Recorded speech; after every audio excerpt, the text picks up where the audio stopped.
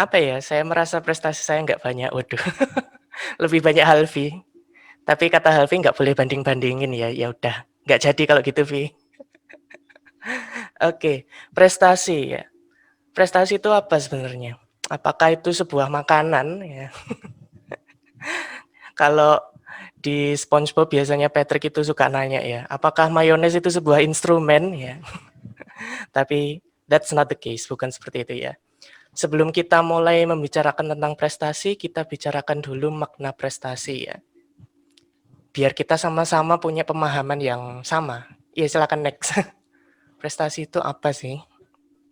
Oke, kalau Alfi tadi dari bahasa Belanda ya, ambilnya saya coba tarik dari bahasa Inggrisnya, prestasi. Mereka sebutnya achievement. Dari verb achieve, meraih ya, perolehan, pencapaian, peraihan sesuatu ya. Jadi saya bagi menjadi dua makna juga, makna sempit dan makna luas.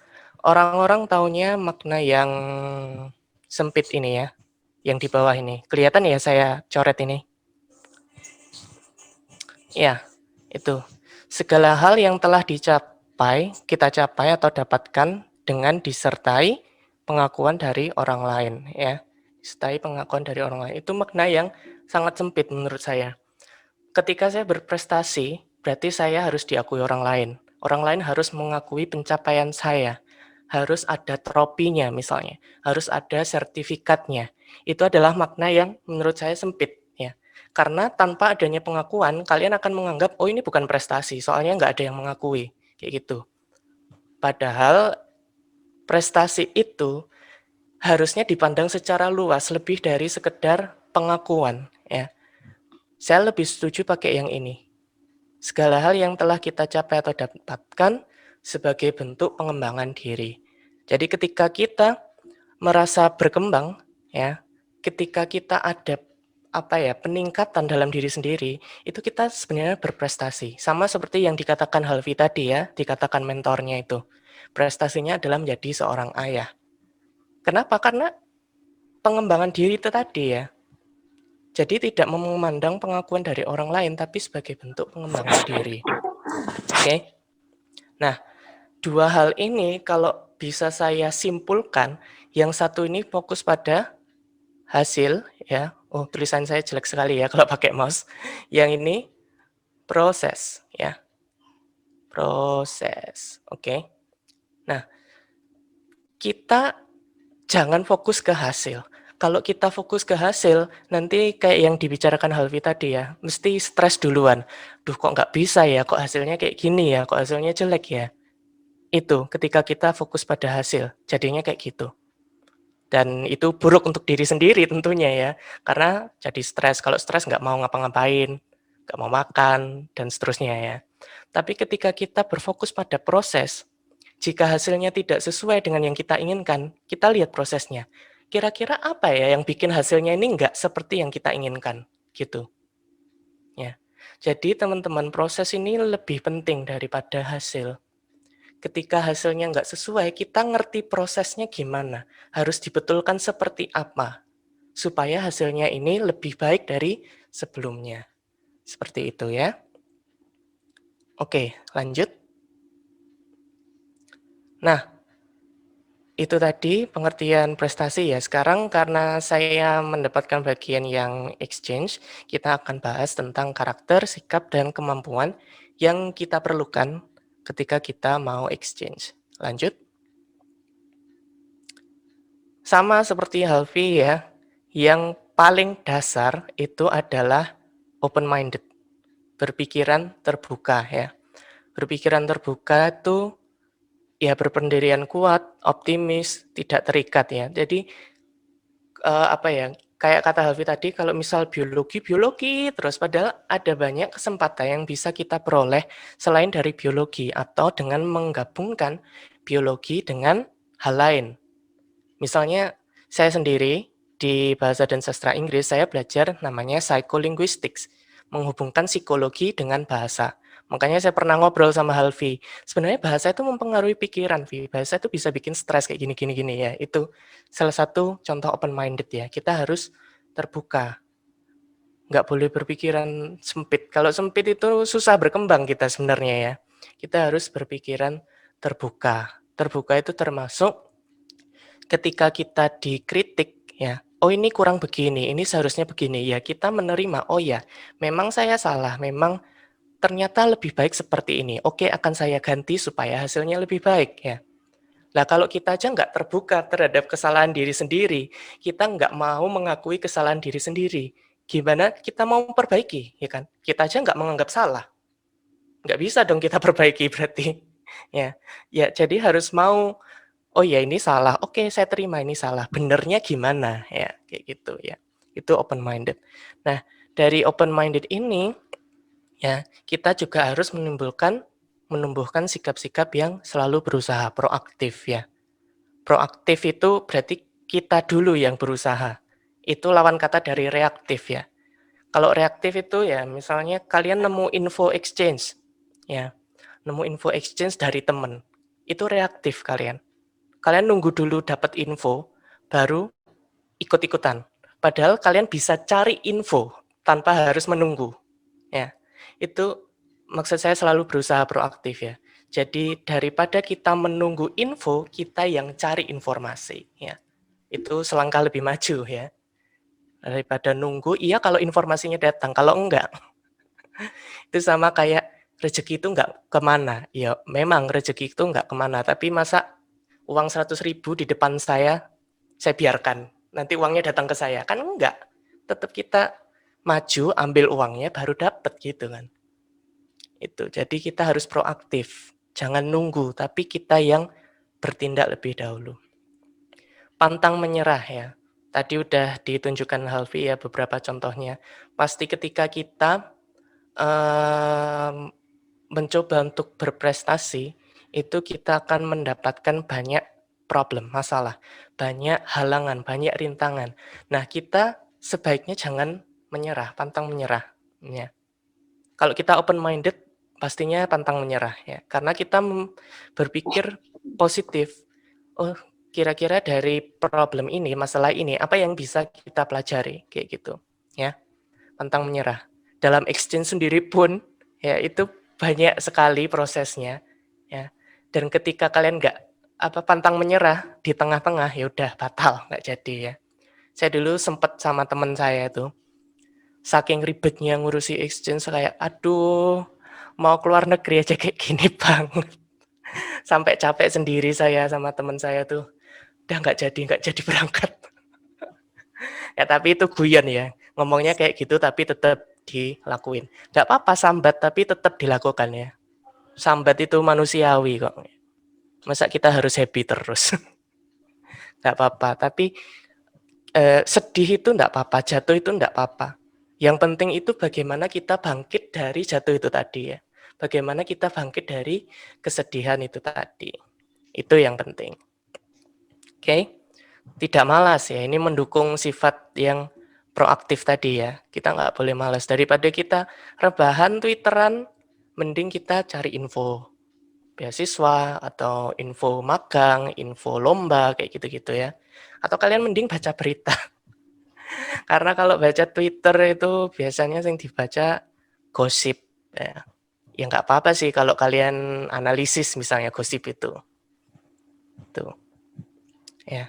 Terus tetap tenang. Pasti karena tadi ya, pasti banyak cobaan, kita harus tetap tenang. Gak usah gupuh ya.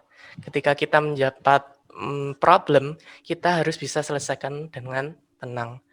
Ketika masalah itu datang dan kita itu bingung sendiri, otak ini tuh ikut bingung, nggak ngerti mau menyelesaikan masalah gimana tuh nggak ngerti ya. Jadi harus tetap tenang ya, tenang, dipikirkan dulu urutannya satu-satu dulu, apa yang sekiranya bisa kita kerjakan dikerjakan dulu, apa yang mepet dikerjakan dulu. Hal-hal yang sekiranya di luar kemampuan kita, yang nggak bisa kita kontrol, nggak bisa kita kita raih ya. Misalnya kayak pikiran orang lain. Aduh gimana ya nanti kalau saya kayak gini, orang lain bakal mikir kayak gini. Lah kita kan nggak bisa mengatur pikiran orang lain. Buat apa dipikirkan kayak gitu kan? Ya. Sama, ini saya nggak tahu pikiran kalian ini kayak apa ketika mendengarkan seminar saya. Wah, Mas iki mok ketoke nggarai males seminare, Mas iki nggarai ngantuk suarae ya. I cannot control that, saya nggak bisa mengatur itu.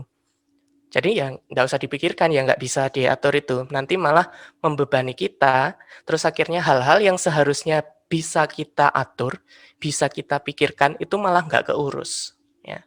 Jadi tetap tenang, nggak usah guboh, oke? Mau membaca, wah itu penting sekali mau membaca ya. Soalnya apa ya, dari membaca itu kita belajar, mau belajar juga ya. Sebenarnya belajar itu nggak harus dari membaca. Sekarang kan nonton YouTube juga belajar, ikut seminar ini mendengarkan juga belajar ya, kayak gitu. Tapi membaca itu apa ya, banyak manfaatnya. Karena kalau saya pelajari sendiri ya di psikolinguistik ya, hubungan antara bahasa dan kemampuan otak, membaca itu bisa berpengaruh terhadap kemampuan kognisi kita, kemampuan berpikir ya. Jadi ketika kita membaca gimana sih informasi itu kita proses ya di otak, ditata, logikanya bagaimana ya, itu. Oke, selanjutnya. Nah, kemampuan yang kita butuhkan untuk exchange ya terutama ya. Ada 4 yang saya taruh di sini, tapi nggak saklek ya. Tidak harus 4 ini ya. Tapi mungkin ada lagi yang lain yang saya pikirkan saat ini ada 4 ini ya. Mungkin kalian nanti bisa sharing, bisa nambahin, nggak apa-apa ya. Karena ini bukan ilmu eksak ya, nggak kayak mate. Oke, yang pertama akademik. Pasti exchange itu butuh akademik ya, karena pertukaran pelajar. Berarti tujuannya apa kita ke sana? Belajar, ya kan? Pasti butuh kemampuan akademik. Apalagi kamu ke luar negeri. Ke luar negeri bahasanya nggak sama dengan di Indonesia. Di sini pun ya, meskipun kuliah saya pakai bahasa Inggris, ketika mahasiswanya nggak ngerti, masih bisa pakai bahasa Indonesia. Tapi kalau di luar gimana? Dosennya mau kalian suruh pakai bahasa Indonesia? Kan enggak. Malah di tempat saya itu dosennya pakai 2 bahasa. Kadang Inggris, kadang bahasa Korea, kadang bahasa Cina. Ya itu ya. Jadi kemampuan akademik bagaimana kalian harus, mengolah informasi ini, informasi akademik kayak gitu ya. Oke. Apalagi kurikulum di sana mungkin sedikit berbeda ya. Tugas-tugasnya bagaimana, itu juga beda. Karena pengaruh budaya ya. Yang kedua komunikasi. Ya tentu komunikasi itu juga penting karena ketika kita jangankan keluar negeri, kita keluar rumah aja butuh komunikasi ya. Apalagi luar negeri yang lebih jauh di sana ya. Kita keluar rumah mau ke Alfamart ya, beli di pasar, ngomong sama keluarga, ngomong sama pacar itu komunikasi juga. Nah, ke luar negeri juga begitu, butuh kemampuan berkomunikasi. Apalagi kalian bertemu dengan orang-orang baru yang pikirannya mungkin jauh berbeda dari kita, yang mungkin bahkan pikirannya bertolak belakang dari kita. Nah, bagaimana cara kita berkomunikasi dengan orang seperti itu? Kita harus bisa mengatur komunikasinya ya, kayak gitu. Kemampuan bahasa ya. Bahasa di sini bukan berarti kalian harus bisa grammar bener tanpa salah sedikit pun, enggak. Yang penting itu adalah mengerti ya, komunikasi sama bahasa ini apa, kesatuan ya, oke. Yang penting adalah saling mengerti. Sekarang gitu, ketika kita mengajar, kami ya, orang-orang bahasa ini, ketika mengajarkan suatu bahasa, yang penting itu biasanya pertama, komunikatif, bisa saling mengerti. Gak masalah pronunciation-nya kayak gimana, grammar-nya gimana, yang penting tersampai informasinya, gitu loh. Nah, itu penggunaan bahasa. Terus seperti yang saya bilang tadi, kuliahnya aja pakai bahasa Inggris ya. Bukunya bahasa Inggris, dosennya ngomong pakai bahasa Inggris, yang paling umum ya. Kalau kalian ke negara selain yang berbicara bahasa Inggris, misalnya seperti negara Korea ini, ya kadang ketambahan harus bisa bahasa Korea sedikit paling enggak, dan sedikit bahasa Cina mungkin ya, kayak gitu ya. Karena kalau kita nggak bisa bahasanya, kita nggak ngerti mereka ngomong apa iki kuliahnya, po aku ning kene iki ngelapoan ya, gitu ya. Jadi penting banget bahasa ini. Bukan dalam arti grammar atau apa, yang penting adalah kita bisa mengerti, kita bisa berkomunikasi karena bahasa itu adalah salah satu instrumen dalam komunikasi. Yang keempat adalah adaptasi. Tadi udah sempat saya singgung sedikit ya, eee, ketika kita exchange itu pasti kita bertemu dengan berbagai macam orang, berbagai macam manusia ya, dengan segala macam pikirannya ya. Kemarin tuh saya exchange dari negara mana aja ya, yang jelas ada Korea ya, dari Indonesia, Korea, Perancis, Itali, Jerman, Meksiko, Jepang ya. Itu kan banyak, budayanya beda-beda. Yang satu suka apa, yang satu mikirnya apa, yang satu mikirnya beda lagi ya, kayak gitu. Kita harus bisa beradaptasi sama lingkungan-lingkungan yang baru seperti itu, ya. Kita bahkan harus ngerti, konsep teman menurut mereka itu bagaimana, apa yang harus dilakukan seorang teman, ya. Ketika mereka sedih, apa yang harus kita lakukan, ya itu adaptasi seperti itu ya. Karena memang budayanya berbeda, kita harus beradaptasi. Oke, berikutnya.